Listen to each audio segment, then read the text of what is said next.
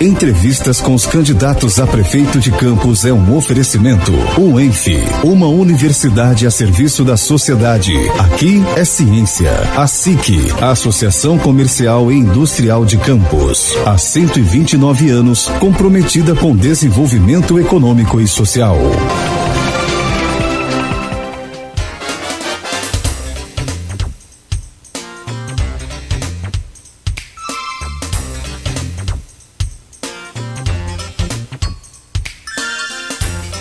Sete horas 35 minutos, nós vamos, neste bloco, iniciar a conversa com o candidato à Prefeitura de Campos, Roberto Henriques, já conosco aqui por videoconferência, quem agradecemos a presença. Traga o seu bom dia, Roberto. Nós teremos exatamente 30 minutos, vamos até às 8h05. Se preciso for, dou um toquezinho só para alertar sobre a questão do tempo, mas, sobretudo, muito obrigado pela presença do senhor. Seja bem-vindo mais uma vez ao Folha no Ar, primeira edição, nesse segundo painel, nessa segunda rodada de entrevistas, onde aqui se troca as ideias e se expõe aí as soluções para os problemas de Campos. Roberto, bom dia, seja bem-vindo. Bom dia, Cláudio, eu que agradeço, tá? Bom dia também ao Aldir, bom dia ao Arnaldo, dá um abraço aí no meu amigo de grandes jornadas do rádio, né? Meu amigo Carlos Alberto, o operador de som mais bonito da Rádio Difusão Campista. Quero dar assim um abraço particular e pessoal a todos que estão nos acompanhando aí pelas redes e pela Rádio Folha FM. É um prazer. Estou à disposição dos senhores. Olha, Roberto, primeiro antes de começar, você falar que você é o mais bonito da Rádio Difusão Campista, não sei se é um elogio não, né? Mas tudo bem. É que nem o garoto Talva aí de Cláudio Nogueira. Mas, Roberto, vamos falar sério agora. Com relação a essa questão da crise econômica de Campos, que é esse nosso primeiro bloco. Claro que a gente vai falar sobre o debate, mas falar mais sobre o debate no próximo bloco. Nesse bloco a gente trata a questão da crise financeira, Roberto. Da nossa última conversa para cá, o jornalista Ricardo André Vasconcelos, ele chegou a fazer um painel, um artigo, melhor dizendo, trazendo ali informações sobre o orçamento de Campos para o próximo gestor, ou seja, ele quem for o próximo gestor, e aponta um déficit mensal de 17 milhões. Eu queria saber se você chegou a ver essa análise do Ricardo, se concorda com ela e como, se for prefeito de Campos, administrar a cidade com esse déficit mensal de 17 milhões. Eu acompanhei sim, muito boa e muito bem embasada a matéria, né, o artigo e as declarações do Ricardo André, a quem eu conheço de longa data, um grande jornalista. Queria dizer que ali apenas o ponto que eu discordo é que se pode cair o custeio na medida em que você racionaliza o custeio. Agora, há uma dificuldade muito grande, sem dúvida alguma, que nos espera. O próximo prefeito de Campos, ele vai ter que responder a 4 perguntas básicas: o que fazer, como fazer, quanto custa e onde está o dinheiro, tá? Eu tenho, inclusive, dito que nós teremos que buscar dinheiro novo. Campos precisa buscar dinheiro novo. Então, a saída, a meu ver, inclusive eu tentei colher com o prefeito Rafael Diniz ontem, ele não me respondeu, se esquivou, o porquê que não se buscam os recursos do fundo a fundo, que são os recursos mais rápidos a chegar para nós aqui em Campos, uma vez que vamos ter que resolver também um grave problema que Campos atravessa, que é a situação de Campos não ter a certidão negativa de débito. Olha a que ponto chegou a situação do nosso município. Então, nós temos que ir, no primeiro momento, ao fundo a fundo da saúde, ao fundo a fundo da educação e ao fundo a fundo da assistência social. E no caso da saúde, que é onde existe um volume maior de recursos, eu não entendo até hoje por que as UTIs não estão credenciadas e o município tem que gastar dinheiro do Tesouro. Eu não entendo por que até hoje os autos de internações hospitalares, ou os AIHs, também não estão todos credenciados se nós temos aí carência de dinheiro, né, se gasta o dinheiro do próprio Tesouro para injetar na saúde, quando se poderia economizar essa parte. Como também o per capita nosso é muito baixo, abaixo de pequenas cidades do estado do Rio de Janeiro e do Brasil. Portanto, nós teremos uma jornada muito difícil. Eu vejo aí candidatos dando respostas fáceis para problemas complexos, prometendo que vai voltar os bons tempos, candidato pregando ilusão. Nós temos que pregar união. Se nós não nos juntarmos nesse processo de tirarmos Campos da situação em que Campos se encontra, por isso eu vou me colocar muita energia nisso, na articulação, no sentido de unir essa cidade. Vou também constituir uma boa equipe técnica para pensar e repensar a prefeitura no que tange aos seus gastos, pensar e repensar e estudar as rubricas fontes dos ministérios, as rubricas fontes dos recursos fundo a fundo.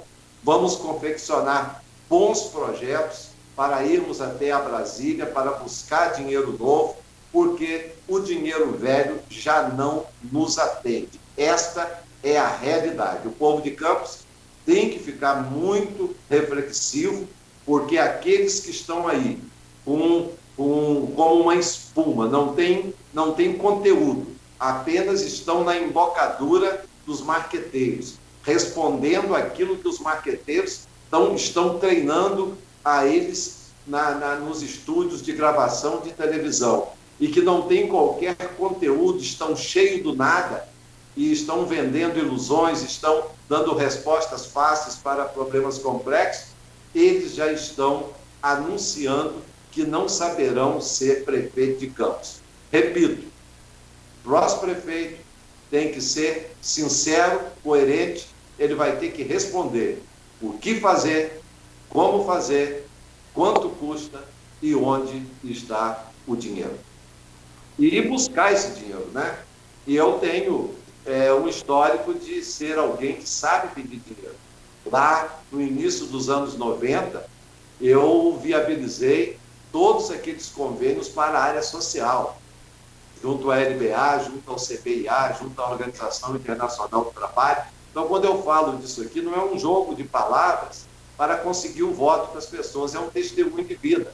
Se vocês, como jornalista, fizeram uma matéria investigativa sobre isso nos arquivos da Fundação, se vocês forem aos arquivos das ONGs, que eu também fazia um convênio guarda-chuva para buscar recurso naquela época e repassava para mais de 25 ONGs, Apoie Pequeno Jornaleiro, Lá Cristão, Obra do Salvador, Creche Luz e Vida, Creche Menino Jesus, Assistencial São José. Então você falou, Roberto, você falou sobre candidatos que vendem ilusão. O que seria que você vê que os outros candidatos têm prometido nesse contexto, nesse cenário que que a gente vê e que você está comentando? O que seria ilusão nesse cenário? E quais são os candidatos que as vendem? Eu, quando vejo o Caio Viana lá acompanhado de uma porção de carrapatos que foram sócios da gastança dos royalties do petróleo no período do pai dele. Quando eu vejo lá o doutor Bruno Calil acompanhado também de sócios da gastança dos royalties do petróleo. Quando eu vejo o Vladimir, a mesma coisa, lá cheio de sócios da gastança dos royalties do petróleo, né? E dando, né, expectativa falsa para as pessoas, mentindo para as pessoas, dizendo vai voltar aos bons tempos, nós vamos resolver isso, nós vamos resolver aquilo de imediato, dando uma expectativa de imediato. De imediato, o próximo prefeito vai ter que fazer uma ginástica muito grande. Eu não estou aqui desestimulando a nossa população a acreditar na saída. Pelo contrário, eu sempre digo que Campos é maior do que essa crise. As nossas oportunidades são grandes. Agora, nós vamos precisar falar com consistência, com conteúdo, dos caminhos que nós haveremos de percorrer. Talvez seja por isso que eles fugiram do debate de ontem, né? Eles são especialistas em espalhar Covid. O que eles estão fazendo aí na cidade, fazendo aglomerações, carreatas, já era para a prefeitura dar voz de prisão a eles. O Rafael está sendo frouxo nisso aí, entendeu como? Porque o que eles estão fazendo nos bairros e distritos, submetendo crianças, adultos, homens e mulheres a essa situação de risco, como todos nós sabemos que essa pandemia ainda não acabou. Estamos no momento mais perigoso dela, é onde há um relaxamento e as pessoas acham que já acabou e não acabou, entendeu? Olha o que está acontecendo na França, em outros setores da Europa. Então, quando eu falo que eles não têm consistência, não têm conteúdo, estão cheios de nada e prometendo voltar isso, voltar aquilo logo de pronto, eles estão tendo ilusões. Eles não conhecem prefeitura. Eu falei ontem para o Jonatas: Jonatas, você é o Rafael de 2016. Nada mais parecido com o Rafael de 2016 do que o Jonatas de 2020. Ele dá resposta para tudo. Ele vai trazer indústria logo, ele vai trazer investimento. Ele falou que vai chegar aqui e resolver o problema de Campos de uma hora para outra. Não é assim. Eu que já estive lá como secretário, como vice-prefeito, como prefeito em exercício, como deputado estadual, eu conheço desse babado. E eu sei que não vai ser fácil. Como eu sempre sou aqui, justo ao analisar historicamente, que eu não minto contra ninguém, eu quando critico o Rafael, é por ele não ter conseguido presidir o colegiado de governança. Ele não conhece prefeitura, ele não sabe presidir a sua equipe, ele não conseguiu montar uma boa equipe. Agora é justo eu dizer aqui que ele pegou a prefeitura com muito menos dinheiro do que Arnaldo, do que Mocaibe, do que Rosinha. Isso é verdade. O problema dele foi incompetência. O problema do Rafael é que ele não tem vocação para ser prefeito. Ser prefeito é se dispor a sofrer, a se entregar por inteiro, a colocar aquilo que de melhor você tem dentro de si, com toda a energia, a serviço da coletividade. Roberto, agora tem uma questão que é pertinente nesse contexto, e a gente já falou sobre ela no primeiro bloco, que é essa questão da partilha dos royalties. O radialista também, colega nosso de rádio, Arnaldo Garcia, até formulou uma pergunta no grupo do blog Opiniões quanto a isso, que até então a gente não tinha essa informação que o Anselmo Góes trouxe hoje, e ele perguntou o seguinte: o candidato já mensurou o que pode significar a partilha dos royalties para todo o Brasil? O que o senhor vislumbra para Campos se isso vier a acontecer? Nesse contexto, queria que você comentasse também essa informação do Anselmo, que estaria adiado aí o julgamento. Olha, o que fizeram contra Campos, contra o Estado do Rio, foi uma discriminação, uma covardia, resultado de um Congresso irresponsável, de um Congresso medíocre, que vão para lá figuras que são prepostos, são carregadores de pastas de corporações. Um representa os banqueiros, que são lá a maioria, né? Outros representam a igreja evangélica, outros representam os policiais, outros representam isso. São bancadas, né, que defendem corporações. E também gente de pouco espírito republicano, né, não pensar que o Brasil é um todo. Nós somos um país irmão. Nós aqui não recebemos os royalties do nióbio, do sal, das hidrelétricas, não é isso? Nós não queremos aquilo que não é nosso. Nós queremos as compensações dos impactos que nós recebemos aqui, o impacto social, o impacto ambiental. É claro que, evidentemente, uma coisa que pesou, por isso não há perdão para Arnaldo, não há perdão para Mocaibe, não há perdão para Rosinha. E eu me orgulho muito da minha biografia. Quando todo mundo ficava calado, eu era a única voz do mundo político que me levantava. Eu rompi com Arnaldo por causa dessa gastança, eu rompi com Mocaibe por causa dessa gastança desregulada, eu rompi com Rosinha por causa dessa gastança desregulada, quando ela, ao invés de fazer um projeto econômico para a área da habitação, ela fez um projeto esbanjador e que provocou também uma verdadeira um verdadeiro desrespeito à cultura das pessoas, à história das pessoas, tirando as pessoas do lugar onde ela sempre viveu, provocou uma diáspora, igual aconteceu na África, pessoas que saíam da sua origem para ir para bem longe, né? Ela violou esse princípio. Então, quando eu falo disso, eu falo com autoridade. Eu muitas vezes fui incompreendido, criticado. A Roberta Henrique é criador de caso, briga com todo mundo. Não, ali eu já alertava, né? Alertava de que nós poderíamos chegar a que ponto que nós chegamos. Então, esse mau exemplo da gastança dos royalties, ele, sem dúvida nenhuma, pesou nesses espólios gordos dos outros estados sobre os royalties de Campos e do estado do Rio. Então, se isso acontecer, Arnaldo, é a insolvência do estado do Rio de Janeiro. Portanto, nós temos aí mais um alívio, havendo esse adiamento. Agora, se o Supremo Tribunal Federal, né, não confirmar aquilo que o Estado do Rio e o Espírito Santo pede, entendeu? Será um ato irresponsável, será um ato de falta de independência, porque estaremos ferindo aí o espírito federativo e o processo de harmonia entre estados e municípios. Eu digo mais, quando eu estava prefeito a primeira vez, em 2006, foi quando começou em função daqui dos maus exemplos de Campos e da Rota do Petróleo, esse movimento pelo Paulo Zilkowski, lá na Confederação dos Municípios.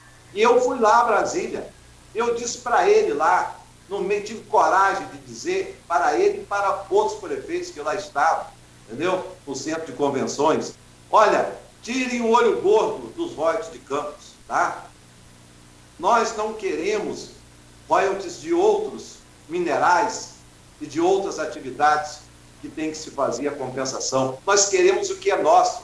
Campos é o único lugar desse país que pode declarar a independência e ser país. Mas não é pelo dinheiro que Campos tem, é porque nós compramos a nossa terra, os nossos antepassados compraram a nossa terra, a coroa portuguesa, correto? Essa luta de união que os nossos antepassados tiveram lá atrás, para se libertar do Visconde de Assecas, para se libertar do jugo do governo imperial que nos discriminava, houve uma grande união dos campistas e todo mundo ajudou, contribuiu, recolheu o dinheiro e foi a Lisboa um advogado comprar nossa terra. Leiam na Taba dos Goitacás, de Hervé Salgado Rodrigues, que foi um jornalista, colega de vocês, dono do jornal A Notícia, ele conta lá essa história baseada nos subsídios de Júlio Pedite, de Augusto de Carvalho e de outros historiadores. Então, vejam bem, é isso que nós temos que fazer, mais do que nunca, nós temos que estar unidos e temos que ter, à frente da prefeitura, um prefeito preparado, equilibrado, que possa fazer a união dessa cidade, que saiba quem são os carrapatos da prefeitura. Por que você acha que esse pessoal desses grupos políticos de Campos me discriminam e me isolam? O que vocês acham? Roberto Henrique atrapalha. Sou eu que coloco água no chope deles. Tá? Eu atrapalho o grupo do Bacelar, eu atrapalho o grupo do Garotinho, eu atrapalho o grupo do Arnaldo Viana e do Caio Viana. Correto? Porque o que essa gente fez aqui, a família Garotinho e Viana diretamente, e o Bacelar indiretamente, como sócio dessa gastança, sendo um presidente da Câmara que assistiu a tudo, e se comportou igual a um São Jorge de bordel, que fica ali no centro, né, ali do bordel, assiste a tudo e fica caladinho. Entendeu? Roberto. Aconteceu. Roberto, vou pedir desculpa que é o seu tempo de entrevista, se Nogueira pode até acrescentar 5 segundos no final, por favor, mas o Leslie Beethoven acaba de anunciar que está fora da disputa a Prefeitura de Campos. a chapa do PSDB vai ser composta agora por doutora Carla Valesca como candidata a prefeita e o vice, o Léo Fernandes, vigilante. Então há uma mudança aí na configuração do tabuleiro político. O Aldir já está postando aí no site. Eu quero me solidarizar com o Beethoven. Eu fui o primeiro a me solidarizar com ele quando o Bruno Calil e o Caio Viana fizeram um sorteio do PSDB, como se faz como os soldados romanos fizeram o sorteio das vestes de Cristo. Eu fui o primeiro agente público a me solidarizar com ele. Quero me solidarizar com ele nesse ponto. Quero alertar aqui o quanto que a política brasileira precisa de uma verdadeira reforma política e não remendos, uma verdadeira reforma partidária e não remendos e improvisos, porque você veja, ele com o grupo dele organizou o partido, fez uma convenção, constituiu um diretório e vem esses presidentes regionais, né, que transformam os partidos, né, em negócios, em balcão de negócios, vendendo. Haja visto que nós assistimos aí essa disputa de um com o outro por partidos para ganhar tempo de televisão. E o pior é que ganham tempo de televisão, mas não apresentam conteúdos, não apresentam propostas sólidas. Porque uma coisa é fazer papo de marqueteiro, outra coisa é conhecer a prefeitura e saber o que vem para cima do próximo prefeito a partir de 1º de janeiro. E o que esse prefeito terá que fazer para poder, junto com o povo de Campos, retirar Campos dessa situação, que é possível, porque Campos é maior do que essa crise. Na questão do Rhodes, então, Arnaldo, se isso acontecer, é a insolvência do Estado do Rio de Janeiro. O governador do Estado e os prefeitos têm que pegar a chave das prefeituras e do Estado e entregar ao presidente da Câmara Federal. E foram eles, lá demagogicamente, para fazer politicagem com as suas bases, que tramaram essa tunga, esse golpe contra o Estado do Rio de Janeiro e contra os municípios produtores de petróleo. Nós estamos discutindo aqui o problema, que é a crise. Mas mais que discutir o problema, você trouxe aí essa questão do dinheiro novo, né, de buscar esse fundo a fundo. Eu queria que a gente pudesse discutir também a questão de soluções para a economia de Campos. Além dessa do dinheiro novo, que você pode se aprofundar um pouco nela também, para explicar como que conseguir esse recurso, quais seriam as outras soluções econômicas para Campos? Olha, nós temos aqui uma série de oportunidades. Existem 5 critérios básicos para uma região se desenvolver. O primeiro é qualidade de vida. Nenhum investidor quer investir onde não tem qualidade de vida. Nós ficamos prejudicados um pouco nisso devido à gastança dos royalties de petróleo.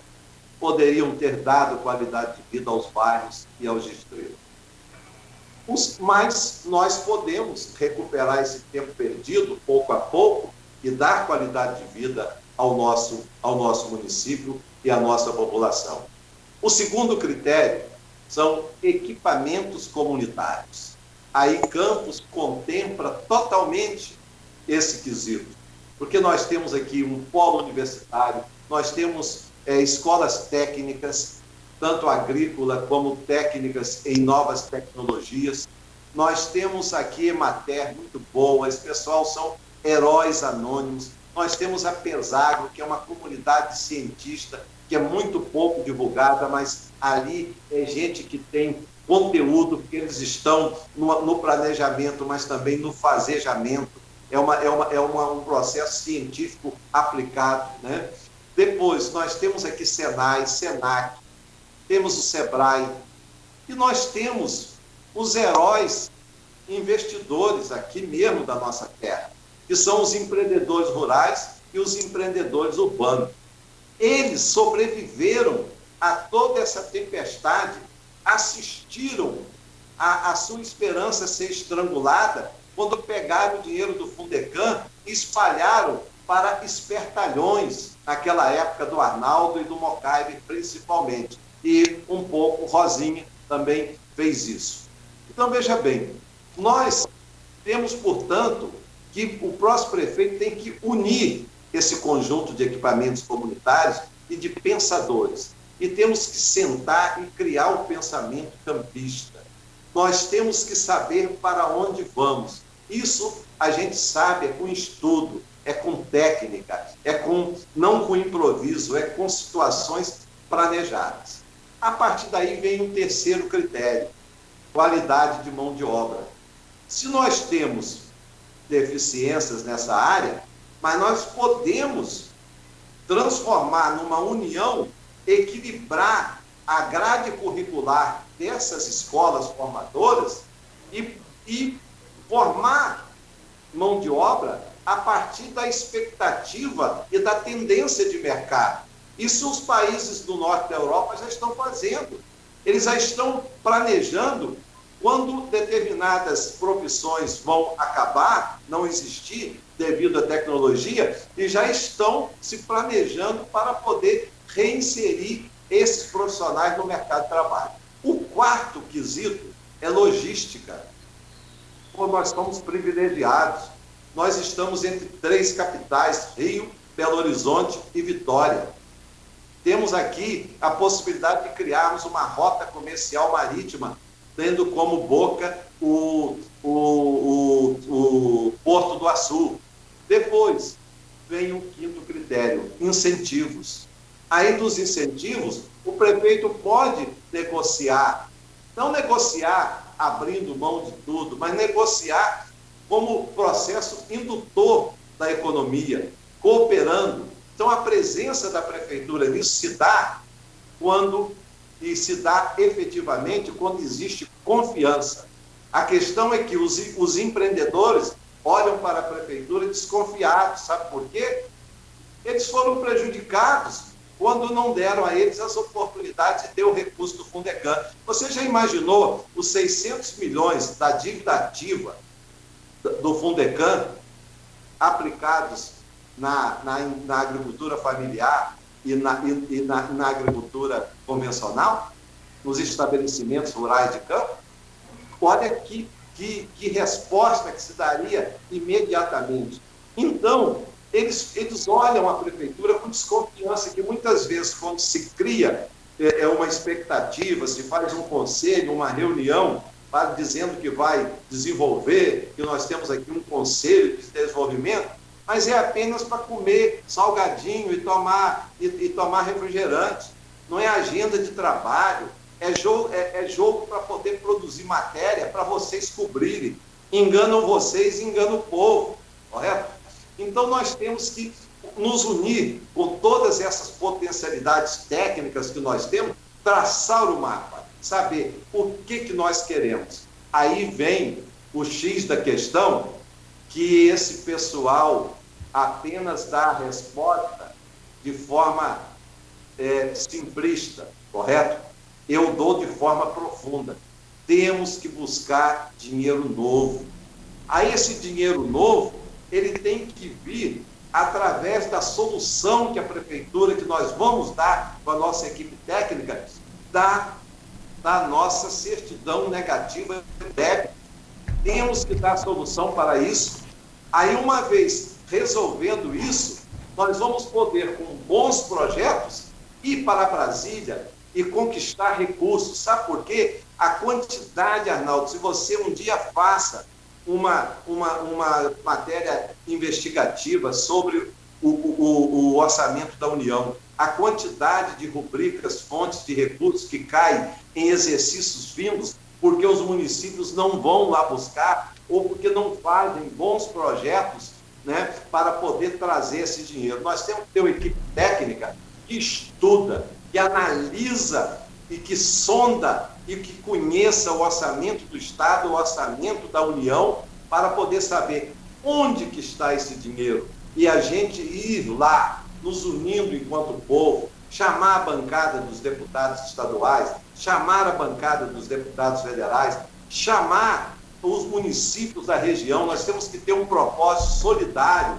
porque na medida em que você se fortalece politicamente na região, a gente cria uma força na nossa voz, tanto no Planalto Central em Brasília, como também criamos essa força diante do Palácio Guanabara. Um minuto, candidato. Fora da manada, vira papá de onça. nós temos é que estarmos juntos, de mãos dadas. Essa região nossa, norte e noroeste, corresponde a 2/3 do território do estado do Rio de Janeiro. Nós não podemos ficar de cabeça baixa. Nós temos que pegar a nossa história, a nossa importância nas mãos, temos que nos unir, nos fortalecer. Agora, esse trabalho não é trabalho para improviso. Nós temos que ter esse suporte técnico para saber por onde nós andamos. E temos que ter o suporte político, não de um herói, de um prefeito herói, super prefeito que vai lá e consegue. Mas o sucesso, Arnaldo, de quando eu consegui esses recursos, eu consegui com a LPA, que consolidou o programa de creche, Roberto, o CVI, os programas de adolescente, até recurso internacional da OIT, eu consegui. É porque eu era o bom, o gostosão? Não. É porque quando eu ia para Brasília, cara, eu levava estrategicamente o projeto, depois da capa vinha a folha de rosto. Aí estava escrito bem grande lá. Fechado aqui, Roberto, esse bloco. Agradeço ao senhor aí essas explicações, agradeço a participação nesse primeiro bloco. Peço desculpa. Pelo Conselho da Infância e da Juventude e pela comunidade. Ok, Roberto. Não era eles chegando, éramos nós chegando. Vamos lá, vamos ao intervalo então, são 8h05, agora e meio.